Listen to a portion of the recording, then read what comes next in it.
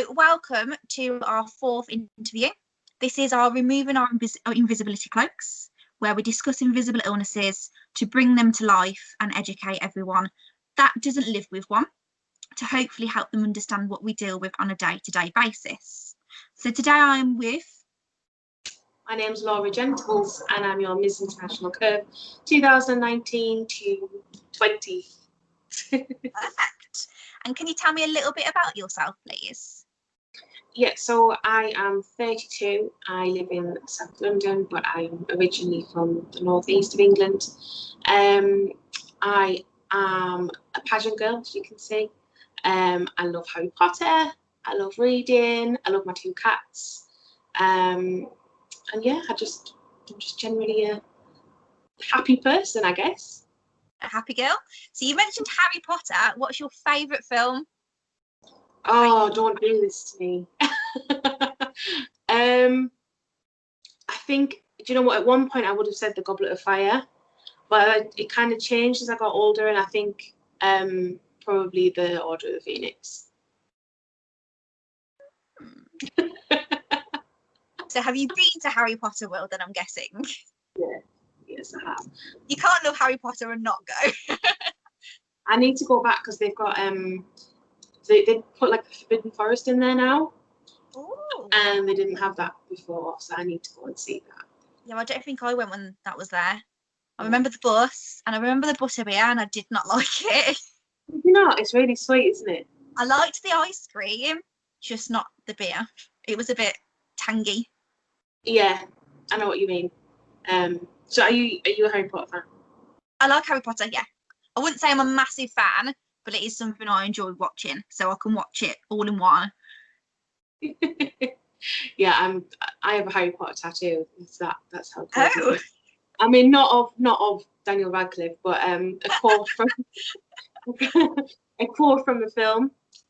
So yeah, I am a bit of a self. Yeah, I'm obsessed, a little bit obsessed with Harry Potter. I think we have to be obsessed with something in life, so yeah, true. Not a bad thing to be obsessed with. True. We found out a little bit about you as a person, so let's find out a little bit about your illnesses. So what do you live with on a day-to-day basis? So I have a few. So the first one is called bile acid malabsorption. The second is Crohn's disease. The third is polycystic ovaries, and the ones that go hand in hand is mental health. Yeah, a lot of them combine together. So if you've got one, sometimes a lot of it is with mental health, because we deal with it on a day-to-day basis. It doesn't impact us just physically, also mentally, but then also you can get combined illnesses with that main one as well. Yeah, definitely. Do you want to talk about all of them, or is there a specific one that you want to talk about?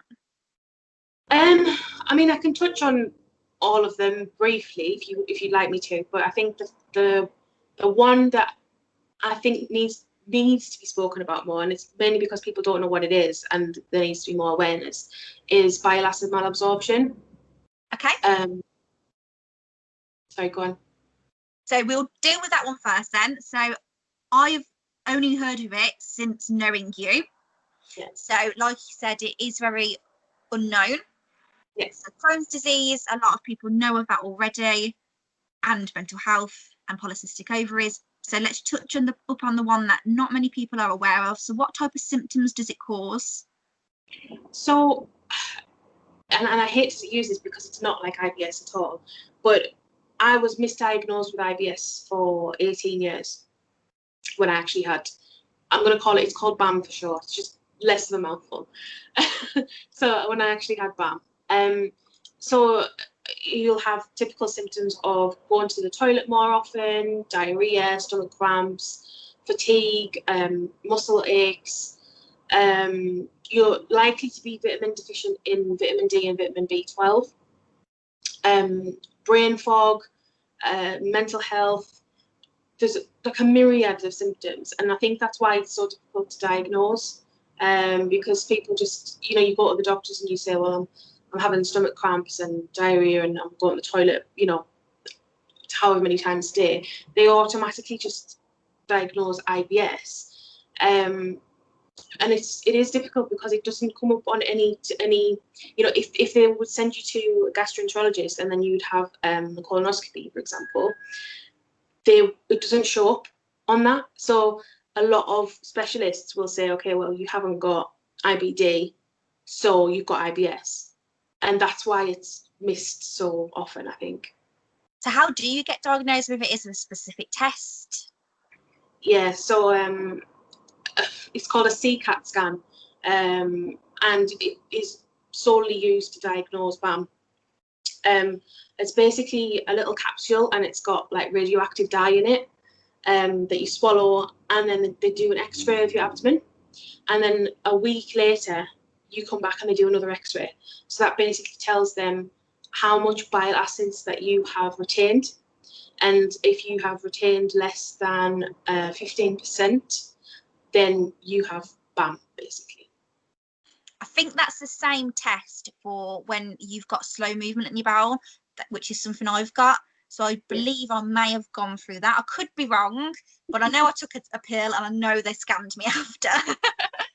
But it sounds similar. And I suppose that's an extra cost on the NHS, which is why they don't do it that often, and they just go, oh, IBS, because when we need all these extra tests, it's an extra cost on our NHS that's fallen to pieces as it is, which I suppose is why it took so long for your diagnosis.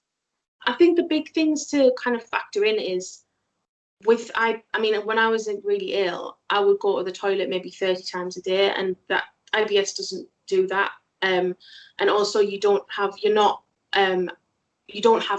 malabsorption, so you would have your vitamin D and B12 levels should be normal, whereas the giveaway for that is that mine were completely more or less non-existent, which is frustrating that it wasn't actually picked up, because that's kind of the key differences in between diagnosing it.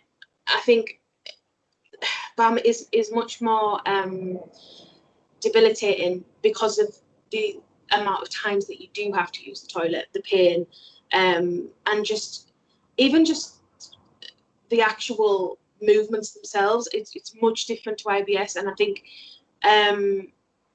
in terms of GPs don't know about it. Even some gastroenterologists don't know about it. I saw about 5 or 6 before I was actually diagnosed. So is there a specialist in that area? Yes, Julian, I can't remember his surname. He is in Hammersmith Hospital.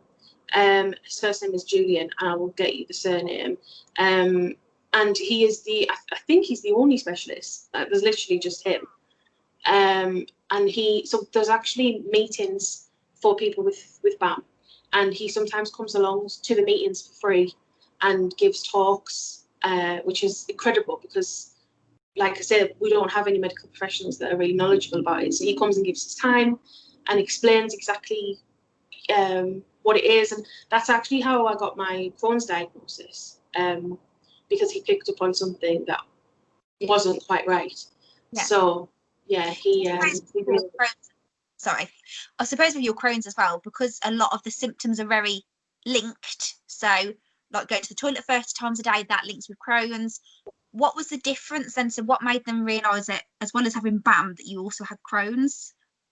I think, well, the medication that they put you on for BAM, it's actually a cholesterol drug. It's not actually licensed to treat BAM, but it's the only thing that, they don't even have a drug for it. So it's the only thing that kind of helps. And I was taking it, and it was helping, but it wasn't helping to the extent that it should have been helping. And also, so this is where it gets a little bit confusing. You can have bile acid malabsorption and you can have bile acid diarrhea, and the two are different. So you have bile acid diarrhea with both, but with the malabsorption, you're not taking in the vitamins and the nutrients. However, people with BAM are either usually underweight or overweight. So the people that are underweight typically have malabsorption because they're not absorbing the foods. The people who are overweight typically have bile acid diarrhea without the malabsorption. So because of my weight, and they were looking at that I was still obviously not absorbing vitamins and minerals, he said, really, you should be absorbed, because I would say you have more like bile acid diarrhea. Yeah. But so that was where the connection was off. I should have been really thin. Which I know is, it sounds crazy, because that isn't the be all and end all. You can still be overweight with any kind of bowel disease. But that was the kind of link where he said, okay, yeah, let's check this out. And he was right.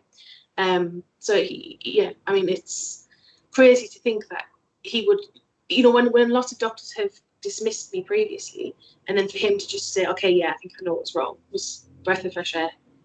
Yeah, a relief, and it sounds like you feel like you actually cared for, because I've been misdiagnosed with IBS, but I had IBD, and although they've got a duty of care, sometimes they don't really have that actual care. It's just a job to them.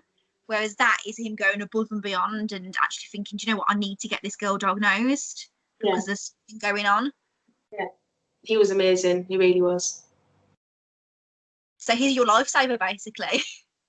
I mean, he was. I mean, before, so he didn't actually diagnose me with BAM. Because I didn't meet him until after I was diagnosed.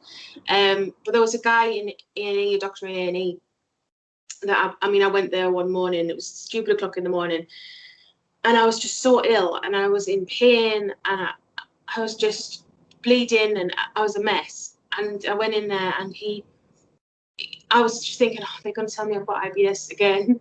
And I went in there, and he just looked at me, took one look at me, and he said, you haven't got IBS. That's not IBS.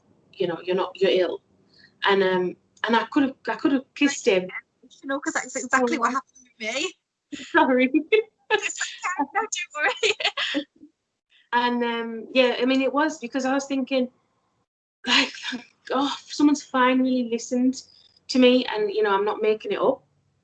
And he basically said, have you been to your doctor? I said, yes, but they're refusing to refer me back to a specialist because the last gastroenterologist diagnosed me with IBS and discharged me, and that was 6 months ago. And he was furious. This doctor was furious. And he said, I'm going to write to your GP now and get them to refer you back. And in the meantime, all you can really do is obviously take painkillers and rest. So that, I wish I knew what his name was, because I'd love to write to him and tell him that he was the kind of cog in the wheel that pushed me forward. And even when I got referred, I was still being told by the specialist that I had IBS. And it was only because I went to see a specialist one day and I just broke down in tears because I just had enough. And she said, well, I'm like 90% sure you have IBS, but we'll do a CCAT scan just in case. And it came back that I had severe bile acid malabsorption at a retention rate of 3%. And, it's crazy to think that what if I hadn't cried in the room that day? Would I have still had that? I shouldn't have to sit there and cry. And the other thing about it is, I think that's important to note, it's quite rare for you to have it like me. I just have it for no known reason. But it's more common to have it after you've had your gallbladder removed. So you can actually have it from having your gallbladder removed, which they don't really tell you. So people who have it removed and then all of a sudden they have stomach issues, they could have BAM. And you can get it from radiotherapy, chemotherapy, and any surgery that's been on the terminal ileum, from Crohn's and things like that. If you've had that part of your bowel removed or operated on, you can actually develop it from that as well. That's crazy because they don't tell you what these things can cause. They just say, yeah, you can get side effects or something can happen afterwards, but they don't prepare you for what could actually happen. Like with me, when I first had my first bowel operation, they did not say bowel obstructions were a thing that could happen. Yeah. And that's why I broke down, because I ended in and out of hospital. It did just freeze then, but you're back. Oh, hello. Sorry. Yeah. I mean, they don't tell you. And I mean, actually, I had my gallbladder out, how long was it? 2 years ago now. But that was obviously a long time after I'd had BAM. So I had it the opposite way around. And yeah, the doctor told me, oh, you can get diarrhea after you've had your gallbladder removed. And I was like, already have diarrhea. I mean, it's not gonna, but what he's basically saying is, which I thought was bad, you can get BAM is what he meant. But he didn't say that. He just said you can get diarrhea, which is a completely different thing. So I'm in quite a few groups on Facebook, BAM groups and gallbladder groups, because quite often you'll get people coming up saying, I've had all these symptoms, and then I can tell them, what, this is the website, do your research, take it to your GP, see if you can get a test. They might not have it, but at least if they know about it, then they can maybe figure it out instead of being like me. I think sometimes people get diagnosed because they go in saying, I think I have this. I know that's wrong. It is wrong, but sometimes that really does help, that they have specific symptoms linked to a certain illness, and it can dwindle down the route of diagnosis massively. Yeah, definitely. I mean, I didn't even know BAM existed. So if I'd known, then maybe I would have pushed for a CCAT test much, much earlier than, I mean, it's ridiculous when you think I'd been suffering from 11 and then I got diagnosed at 29.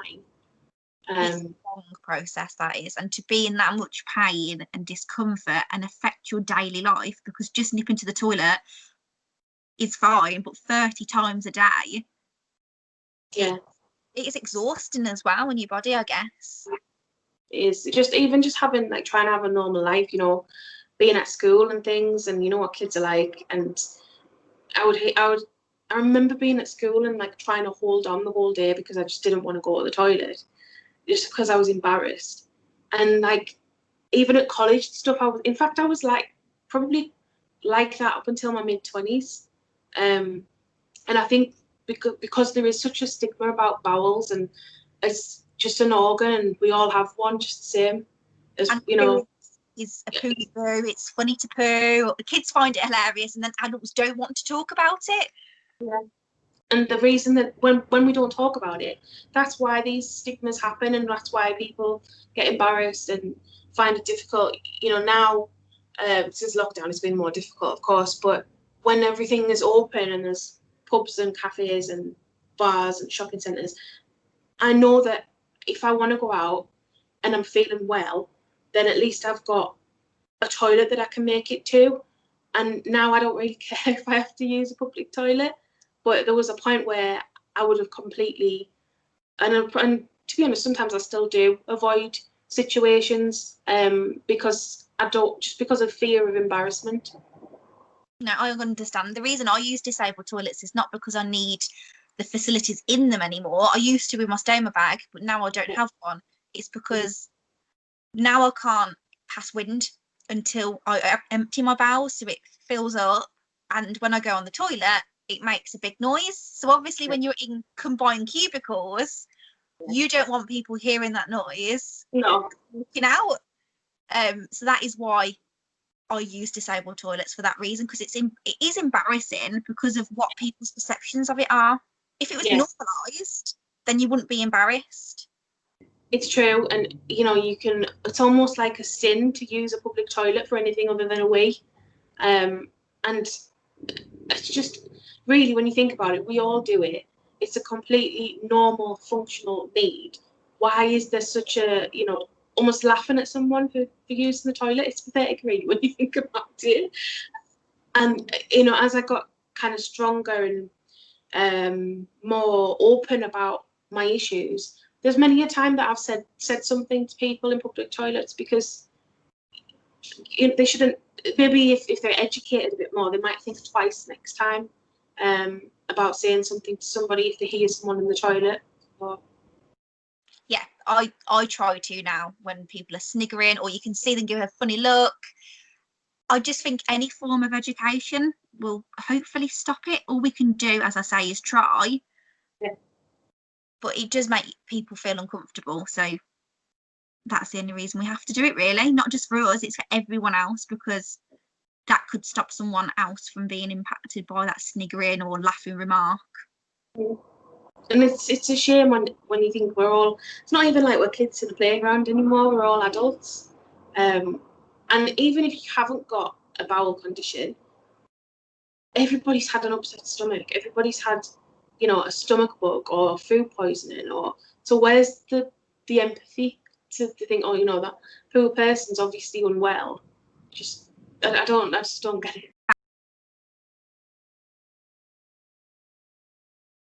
Then so it's a drug called, it's either cholesterol or cordyceps, and like I say, I've got it here actually. I'm like looking at it. So it comes in this huge bottle, and there's the tablets are actually really, really big, and they're for, like I said, they're for cholesterol. As you can see. Well, they're huge. Yeah. And I can take up to 6 of these a day, depending on how my stomach is. They basically work because essentially what BAM is, everyone has bile acid that goes into their small bowel, but mine goes into my large bowel, and that's not supposed to happen. When it hits your large bowel, it's meant to be reabsorbed and taken back to your liver, but mine doesn't. It flows into my large bowel, which is what causes diarrhea, and you literally passing bile acid a lot of the time. So what the drugs do is absorb any bile acid. So they act like a sponge. So if there's any bile acid that does go into the large bowel, it will just suck up and mean that I don't go to the toilet as much. Which is a bonus. Very good. How else does BAM affect you then? So you've talked about having to go to the toilet more often, and you struggling at school because of bullying with it. What else does it impact you on? It definitely has caused me massive anxiety daily. Things like I hate being in queues because I feel like I'm trapped. I can't, you know, it's oh my god, well if I leave the queue then I lose my space, but if I don't leave the queue then I might not make it to the toilet in time. And it sounds like a ridiculous thing to be worried about, but when you're constantly dealing with it, you build up anxiety over seemingly small things. So you've got, my anxiety is high most of the time. Things like traveling, even just traveling down the road, you know, it causes fatigue. I think I was saying to you the other day, I think I'm going to ask anyway, because my fatigue's got worse. It does cause fatigue, but not to the extent that I've been suffering recently. So I can literally just be knocked out asleep for, you know, days. I can do a couple of hours work and then need to go to bed and sleep. And I could sleep for 10 hours and still not really feel refreshed. Brain fog, so like just when you feel heavy and you can't really do anything, it's almost like you can't think straight. I suffer with that as well. Muscle cramps, again, because I'm deficient in certain vitamins, then it causes you to have kind of like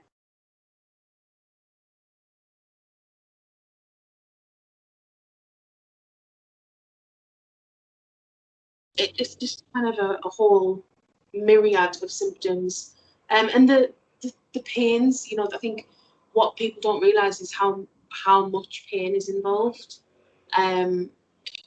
You know, literally, like, where you think, oh my god, this is a 10 and it's not passing, it's not, you know, it's not actually making any, you're not seeing any signs of it going away, and that can be, it can go on for weeks at a time. And I feel like I'm being so kind of, woe is me, but that's not what I mean. I'm just saying it because I want people to realise that there is another bowel disease out there that isn't as commonly known. And it will hopefully help diagnosis as well, because if people realise that they've got these symptoms and they're struggling to get a diagnosis, so being misdiagnosed with IBS, but also like you have IBD, that you can have the two combined. It's not just that you've got BAM, you can also have them both. I think it's the help of getting people diagnosed as well as raising awareness. Yeah, definitely. Because, you know, if I'd seen this, someone with BAM years ago, I may have been diagnosed a lot sooner and not had to deal with things that I've had to deal with. But I mean, that's the thing with BAM is it seems to vary as well. I've seen people who get rashes. I don't really suffer with that, but some people do get rashes with it. People who sometimes get allergies as well. It's so, because it's still relatively unknown. They don't really know what causes it. They don't really know what it is. There's so many symptoms that I just haven't really been fully explored yet. But yeah, anyone that does have IBS or has been told they have IBS and thinks that, you know, all the usual drugs, the change in diet, you know, basically you're following all the advice from the doctors and nothing's working, then this might be, you know, you could have BAM. Also things like, and this is probably going to gross people out, but you know what we're like, we talk about poo all the time, so colour change. So with IBS, it's just typically, you know, a normal colour, but with BAM, it's like luminous, like because you're literally passing bile acid. So it's like bright yellow or green. Yeah, green. Yeah. But more often, it's like a very, very light, luminous yellow. So that's another thing to look out for. Yeah, because that's not a normal colour for your bowels to be, unless potentially you've got an upset belly and then you may get it. But if it's continuously like that, then definitely, because that is a sign. And yeah, and like I say, it doesn't show up on a normal scan. And some people have bleeding with it, some people don't. But what I would say is, it's not a normal symptom of BAM to have bleeding. So if it is happening, then maybe you need to look at what else could be causing that as well. Yeah, so potentially IBD, like your Crohn's and ulcerative colitis. Yeah. So because I've just mentioned IBD, let's touch up on a little bit on your Crohn's. So I know that you had that as a late diagnosis, and that's affecting your absorption as well, potentially linked to your BAM. What else does it impact? It is mainly absorption. I'm very lucky in that I have it. It's almost like a borderline, you know, and I know that there's so many people that suffer with it so badly, and I guess that's why I don't talk about it as much, because I know that my BAM affects me more so than my Crohn's, you know, and there's obviously people with Crohn's who are on so many drugs and, you know, so many infusions just to kind of keep them alive, which is horrific. So sometimes I feel like I almost got away with that one. You know, because there's people, I'm not in that situation. But things like, I do suffer with a lot with mouth ulcers. Yeah. And this is going to sound really strange, but it almost feels like your mouth's coming away from the inside. Like you can almost feel like your gums almost coming away, if that makes sense. Yeah, that's what a lot of people don't understand. So ulcerative colitis is just the bowels, but Crohn's can affect the whole body. So I know people that have lost eyesight because of it, or not completely gone blind, but their eyesight has been damaged because of it. And like you, ulcers are very, very common with Crohn's. And sometimes I'll wake up and my whole mouth is just, and I can't swallow, I can't eat. And it's, my friend was in the car one day and I said, I'm so sorry, but there's just a huge piece of skin come off the inside of my gum and I have to get it out of my mouth. And she was like, what? I said, it's fine, honestly, because I was really suffering that day. We were driving somewhere and I think I'd stopped like 10 times to go to the toilet. Bless her, she's so good. She's really, really good. She just sits and just says, are you okay? Yeah. But I'm like, this is what people don't see. You know, you see me going in and out of the toilet, but you don't see that I've just lost a whole part of my gum. You know, my mouth's falling to pieces. And sometimes get temperature. So temperature will just be elevated, or kind of night sweats. And again, I think because the two cross over, like the fatigue, I think crosses over with BAM and with Crohn's. And just generally, like, my weight fluctuates with it as well. So I can lose a stone really quickly. and then all of a sudden I'll put it back on again. And again, I think that's the two bowel conditions working almost against each other. It's really hard sometimes to differentiate between which is which, because if I'm flying to the toilet, it could be either. Yeah. And again, like you, and we had a conversation about bleeding quite heavily, mucus, going to the hospital and them just not examining you because they don't really know anything about it. They're A&E doctors, so they don't kind of deal with that. I mean, I get it in a sense, but if you're bleeding profusely, I kind of think that needs to be looked at, Yeah, luckily when I went in, my doctors were absolutely amazing. So they listened to me, they pushed and pushed and pushed. They even cried when I went back and realised I had surgery. They burst into tears because it shouldn't have happened, basically. Yeah. But then there is some doctors that don't understand it. So when I was in hospital, something I always remember because it makes me laugh, you obviously have to do bedpans. Yeah. And they have to go and test the bedpan and take it and measure it. And I was going 30 times a day, I think, at this point, with just pure blood. And I got asked if it was my period. It's like, no, that is coming out of my bottom. I know it's not my period, but because there was clots and that involved in it, they assumed that it was period blood, but you get clots with Crohn's as well. So it's just there's a lack of education there everywhere, basically, which is a shame. Massively. It's a real shame because, I think I almost feel like it's humiliating to ask you, is that your period? As a woman who's obviously had a period for a long time, you would know what if it was your period or not. And so I mean, okay, initially you might think, oh, where's that coming from? But within 10 seconds you'd figure out, you'd figure it out. So and I think that's what other people don't realise is when we talk about having accidents, it's not necessarily just poo. Yeah, mucus is very common, and that can just leak. That's how I realised mine wasn't IBS, because I was just leaking mucus. I could literally move on the sofa and I'd have an accident just by moving. And then blood as well. Blood can just come out. Yeah.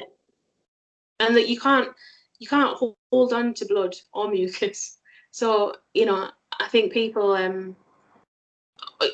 if they saw that, again, because there's lack of education, it would be oh my God, what's wrong? But it's so common. There's so many people with it. And because it's not discussed, this is why we end up having to live the way that we do, which is such a shame. Yeah, I know I've known so many people that have got a late diagnosis because they've been afraid to go and speak to a doctor. That's a doctor. That's someone that deals with things that are much worse. They've seen worse as well. And yes, you do have to have unpleasant tests. So you have to have a camera up your bum or down your throat. But that is so much better than living with the symptoms. Yeah. I mean, I've had so many cameras, and they don't, I mean, all right, they're not, it's not a picnic, but they're not horrendous. It's over in a short space of time. And I always tell anybody that's worried about it, it's going to be over really, really quickly. So, mine's painful just because of how diseased I am. But I know people that have not even felt it. It's just been a camera up there, and it's just been a simple breeze. Yeah. And they've gone, that's a good point, actually, because some of mine have been simple and others have been much more painful. I think it does depend what's going on inside, but like you say, even if it is painful, it's for a short space of time, and then you potentially get your diagnosis and you have a better life. So it's worth it. I know what you mean. That I know of a few people that don't want to go to the doctors because they're embarrassed. You just think really nothing to be embarrassed about at all, but hopefully we can break that stigma. It's like periods are now being talked about a lot more, which is amazing. That growth of that awareness is there. It's still not talked about enough. There's still a taboo, but the barriers are being broken, which I think needs to be done with these types of issues too. Yeah, I agree completely. So we're linking to periods now, which links to your polycystic ovaries. So how does that impact you? The typical polycystic ovary symptoms are weight gain, hair growth in places that you wouldn't want it, like chin, upper lip, stomach, thighs. Irregular periods, very painful, heavy periods. And I also think that fatigue sometimes plays with that as well a little bit. So I was diagnosed with that when I was about 18, which is quite good actually, because they tend not to be able to diagnose teenagers with it, because at that time your periods are naturally all over the place anyway. But yeah, I was diagnosed with polycystic ovary syndrome then. I am quite lucky. Also, acne is a big one. But I'm quite lucky in that I don't suffer with acne. But I do know a lot of girls who do, and that they really struggle with that. And with hair growth as well. And sometimes I think the two can be made worse, but by the other.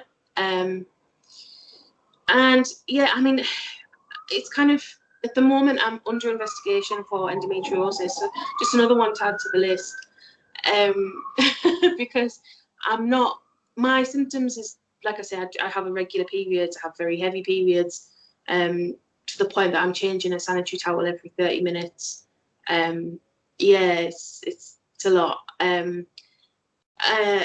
Yeah, and I mean, you kind of deal with that side of it, because, so for example, I might not have a period for 6 months, but then I'll have one that lasts 2 months. Wow. Yeah. And I'm assuming you don't take any of the contraceptive pills or anything like that too. No. Which I didn't realise until recently, but the contraceptive pill actually makes it worse. Because it's basically, it kind of masks the symptoms, but it doesn't fix anything. Yeah, I was going to say the one that I'm on, which is for to help endo, because I have endo symptoms, but luckily now I'm on a tablet that completely stops my periods, so I don't have the heavy periods anymore, the pain. But it, as you said, it masks everything. So although it's helping what you deal with, you could still have the lining on your womb that needs to be removed, and the growth's happening. I'll just get it out of my pocket. But it's this one. They're more expensive on the NHS, which is why they don't give it out that often. But it's called Sorel. Yeah, so I was on Sorel, and I was still having those symptoms on Sorel. So yeah, so I was literally just having, like I said, no period for like 6 months, and then I'd have a really heavy one for 2 months non-stop, and it's just a mess. So Listing as well to go through that, like your body is gonna go through so much during that time. A lot of people think, oh, it's just your period, but what's going on in there is a lot. It's not just that your body's getting rid of blood, your body's changing as it's going through that process. Yeah, it's difficult, and I think, now I've got kind of new symptoms, so I'm in a lot more pain than I used to be. Not all the time, but I'll have a period, not a period, I don't mean an actual period, I mean a period of time where for 2 to 3 weeks before I actually start to bleed, I'll have these horrific pains that just don't go, and they're like a period pain, but they're, you know how a period pain does this, goes up and down in terms of, it just stays at a 10 24/7, and then and then eventually it'll go when it feels like it, and then come back again, and then I'll have that for 2 to 3 weeks, and then I'll bleed for a month, and then it'll repeat. So this is my kind of new symptoms that they're looking at endo possibility, but wouldn't surprise me because my mum had it and she had a full hysterectomy, so yeah, it's probable. But I am lucky in terms of I do get a little bit of hair growth with PCOS, and my periods are a mess. But again, overall, I know that there are girls who literally have acne covering the whole face, and they almost grow a beard overnight, and they're epilating or they're having laser, or so I'm quite lucky in that sense. So you have it mild, but then your BAM is the main issue, and mental health, obviously, which connects to all of these, because it's not just physical, it's also a mental impact on you. I think anybody who has our kind of conditions, or any condition that's chronic, would be Superwoman or Superman if they didn't have mental health to go alongside it. Because, as much as I'd like to think that we're almost happier people in a sense because of what we've been through, but it's natural. It's going to get you down at some point in time, and unfortunately, I think that sometimes turns into being a chronic condition as well. Like I say, I do suffer with anxiety daily. I do have very, very bad bouts of depression, and when I'm down, I'm really down. And then I'm okay, and then but I think anxiety is the main one for me, and people think it's just worrying, and it's so much more than just a worry. I bet with your having to go to the toilet quite regularly, that you could potentially have panic attacks when you're in a scenario where there's no toilet there to go to. Yeah. And I'm lucky that I have friends that are very supportive, and they'll find me a toilet, or if they know I'm in pain and like I'm searching for a toilet, they'll talk to me and try and keep me calm. And they're incredible. They really are. But sometimes I think, and it's partly because I don't voice it, I don't want to tell my friends that I'm anxious 24/7. But there might be a situation where I'm really anxious and I haven't said anything, and they don't realise. But again, that's not their fault. It's because in their world, why would they be anxious? Because there's nothing to be anxious about. But for me, there is. So like you say, if we're as well, like we can hide it really well. Yeah, we can. So you like, for example, if we're in the middle of the street and there's nothing open and there's no toilets, we'll start freaking out internally. But we're not, I don't know about you, but I don't necessarily say to my friends there's no toilets here, because what are they going to say to that? So it's my own internalized freak out. I think it's only natural when we're people that potentially 1 second are fine, and all of a sudden our bowels just want to just go. Yeah, exactly. It's a normal. If anybody was in that situation, they would have the same response. So it is a normal response, but it's just very difficult, I guess, trying to explain it to someone who's never had a bowel issue, who gets up in the morning and goes to the toilet normally and then doesn't think about it for the rest of the day. So yeah, it's definitely difficult unless you've been there. Yeah, it's like when I was potentially, if my health was okay and I'd have to return to work, that would also be another worry, because I used to train mortgage advisors. So to be in a training room all day, the amount of times I'd have to run in and out of that training session was a worry process of mine. Like, how could I go back to work and do that? And of course, that worry escalates your bowel problem. Yeah. Because the bowel and the brain are linked very closely. So it's a vicious circle. It really is. It really is. Yes, it is. But what we'll do now is we will look at the positives, because I know there is positives. You have a sash and crown, which is a massive achievement. What else have you achieved despite what you live with? Let me think. So when I was going back about 6 or 7 years ago now, again, like I said, I'm from the northeast, but I decided that I wanted to move to London. So I did that in my mid-20s, and I had no job and no house and no friends in London, but I did it anyway because I knew that I had to live here, and obviously I wasn't actually diagnosed at that time. I was still suffering, obviously, and without medication, and decided to move. So I did, and I'm still here 6, 7 years later, and I got all of those things. I found a place to live and all the rest of it. You've got a house, everything. That is amazing to go without having anything. It was really difficult because you just kind of, plucked out of your home and then you go somewhere completely new and you have to start all over again.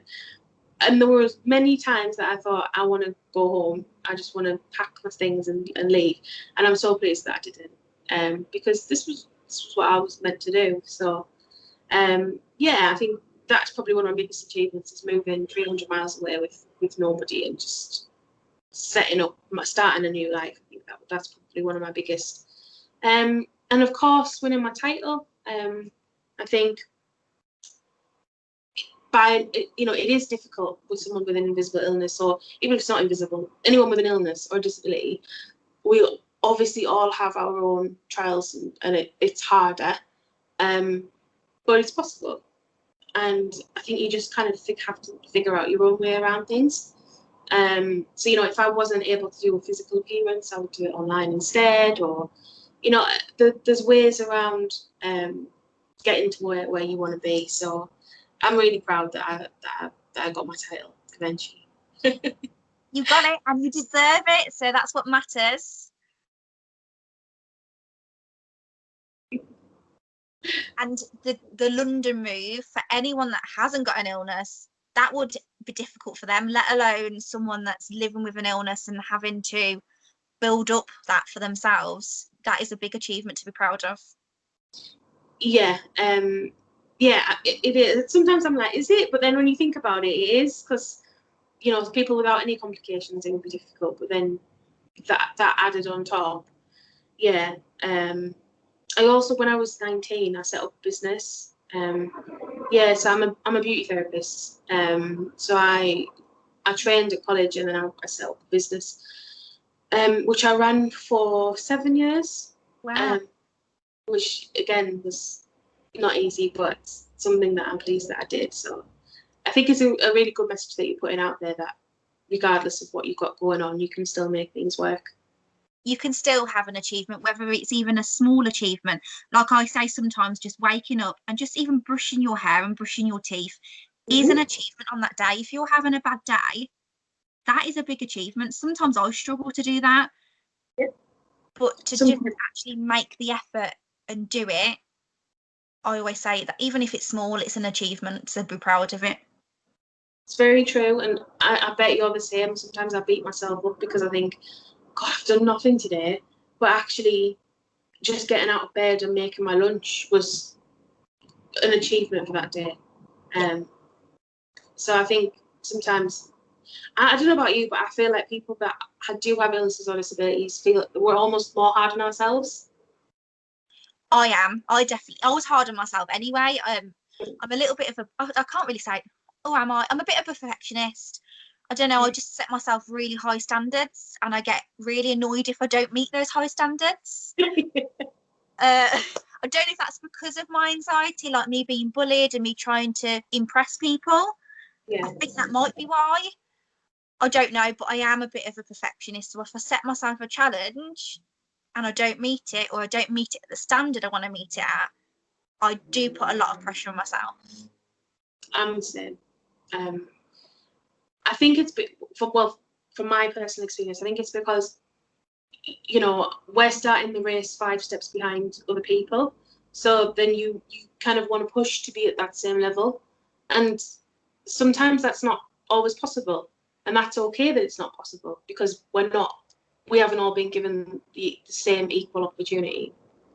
Yeah, I definitely agree. I think during lockdown, because I've been isolating, you look at the people that are able to go out and have a normal life, and I do sometimes think, why am I going through this? Like, just go out, Jess. But then I think, no, your life is a lot more important than having those experiences.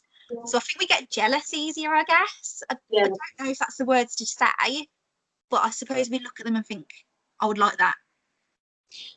Definitely, and I think that's normal, because all you're asking for is to go outside and not worry about having an accident, or not worry about being really ill, and that's not a lot to ask for.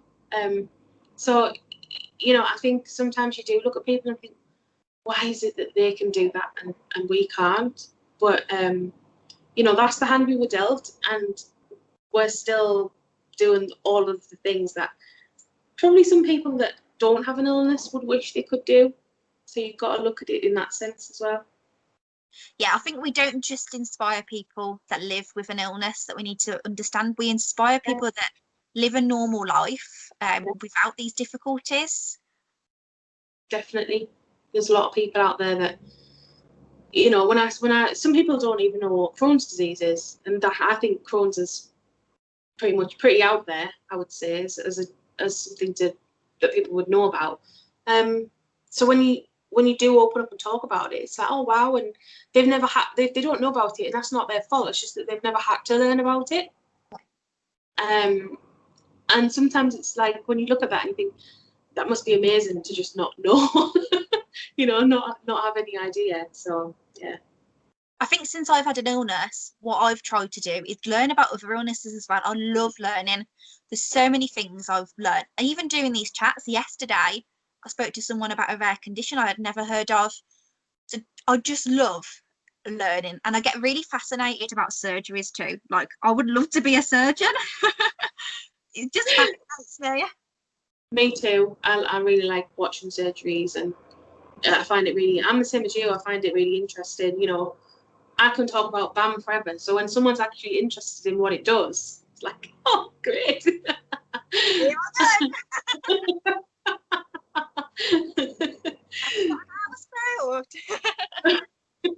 I absolutely love learning about it, and BAM is something I had never heard of.